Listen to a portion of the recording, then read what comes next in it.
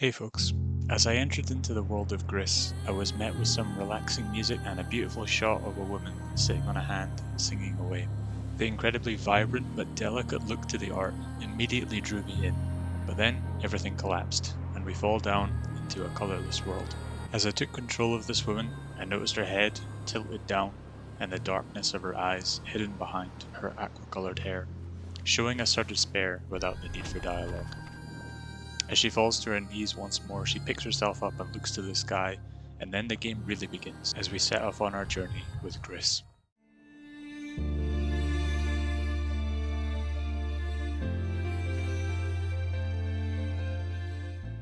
It's such a great intro to the game. It subtly shows the character's emotions and even a bit of her personality. The music beginning as soon as you start running works so well to help you feel like the journey's just begun. Traveling through the first area, we notice some little creatures going around, and these little creatures help us out here and there throughout the game, but I don't really know why nor really what they are, but I guess I'm looking for lore in a game that doesn't really need any. The game locks progression around what I called constellation balls, but I'm sure they've actually got a better name than that. Once you obtain enough of them through completing various puzzles and platforming, you can build bridges that will take you to your next destination. These destinations will lead you to points where you can restore colors to the world. Restoring colors to the world is a wonderful feeling as the music and animations really drive home the feeling that you're doing something wonderful. There's a temple that acts as somewhat of a hub of the game as you return here after reaching various milestones to access the other areas and progress towards the end. As you go through the game, the temple will add some new visual elements, which is really cool. Every time you restore a color, you'll add things like vases, plants, and waterfalls to the temple, and it acts as a visual kind of progress tracker to show you how far you're getting through the game. I remember when I entered the temple for the first time, I was really impressed by the sound design as you walk along the ground and jump onto it. It really helps create this atmosphere, specifically as you enter the sort of marble flooring area. When you land on other things in the game, like mushrooms, like twinkle sound plays, or when you're splashing through water areas, like the sound design is really, really good in this game. As you go through the various areas, you gain abilities to help you solve puzzles, not unlike a Metroidvania. This helps you unlock different aspects of the game, such as being able to smash through floors or be able to walk through heavy winds. This is something that the first ability helps you do, which is kind of an odd ability. It helps you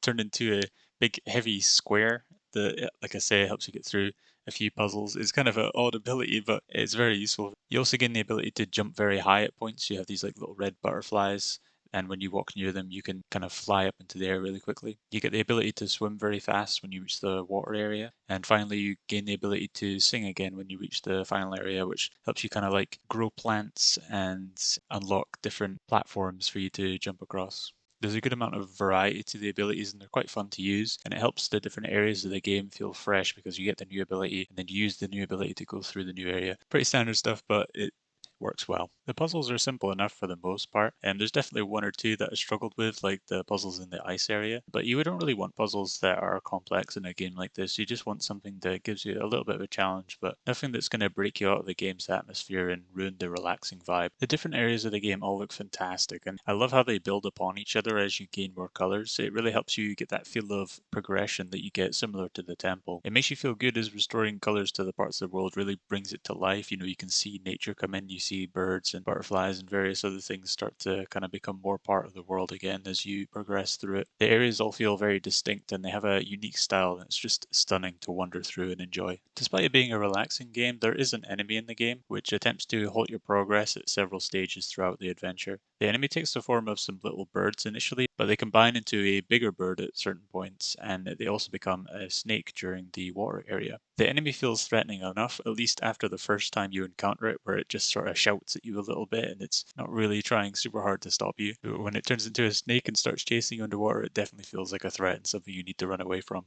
It reminded me a lot of Ori and the Blind Forest, actually. I don't know if this game did take cues from Ori and the Blind Forest, but it certainly felt like it in those parts where you were getting chased by that bird in that game. But that's not a problem for me because I absolutely loved Ori and the Blind Forest, so anything that takes cues from that is probably going to do well in my mind. The climax to the game is really fantastic. The area that precedes it has some fairly difficult platforming and puzzles that require you to use the full range of abilities to get through it as it should. And when you reach the end, you are greeted by an incredibly emotional cutscene that's supported by some wonderful music. It creates a really suspenseful feeling, and just when it seems like you've failed, as the darkness of the enemy steals the color back and envelops Gris, your statue starts to sing along with you, and you bring color back to the world once more as you ascend to the heavens. Gris is an emotional experience that is a joy to the senses. surprises. I wasn't expecting to enjoy it as much as I did. I went in blind, knowing basically nothing about the game, which I think made the experience feel quite magical for me. The game was short but very, very sweet, and I'm glad for the chance to have played it.